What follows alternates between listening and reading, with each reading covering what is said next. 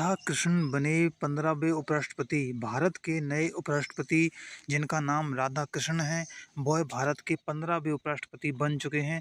तो चलिए जानते हैं थोड़ा और डिटेल्स में।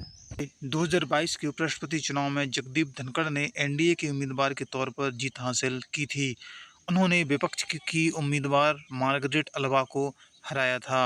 उपराष्ट्रपति चुनाव में एनडीए के उम्मीदवार सीपी राधाकृष्णन को जीत मिली है और वह भारत के 15वें उपराष्ट्रपति चुने गए हैं। उन्होंने इंडिया गठबंधन के उम्मीदवार बी सुदर्शन रेड्डी को 152 मतों के अंतर से हराया है। राधाकृष्णन को कुल 452 मत प्राप्त हुए हैं, जबकि रेड्डी को 300 मत ही मिले हैं। जगदीप धनखड़ के अचानक इस्तीफा देने की वजह से उपराष्ट्रपति का पद खाली हुआ था और इसीलिए ही इस पद के लिए चुनाव कराया गया। 2022 के उपराष्ट्रपति चुनाव में कुल 725 वोट पड़े थे। इनमें से जगदीप धनखड़ को 528 वोट मिले और विपक्ष के उम्मीदवार मार्गरेट अल्वा को 182 15 वोट अवैध पाए गए थे। इस तरह धनखड़ ने विपक्षी उम्मीदवार मार्गरेट अल्वा को 346 मतों से पराजित किया था।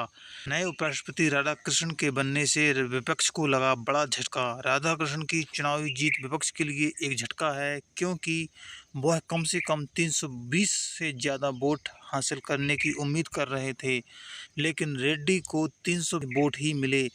शाम को 5 बजे मतदान समाप्त होने के तुरंत बाद कांग्रेस नेता जयराम रमेश ने कहा था, विपक्ष एकजुट है, उसके सभी 315 सांसद मतदान में हाजिर रहें।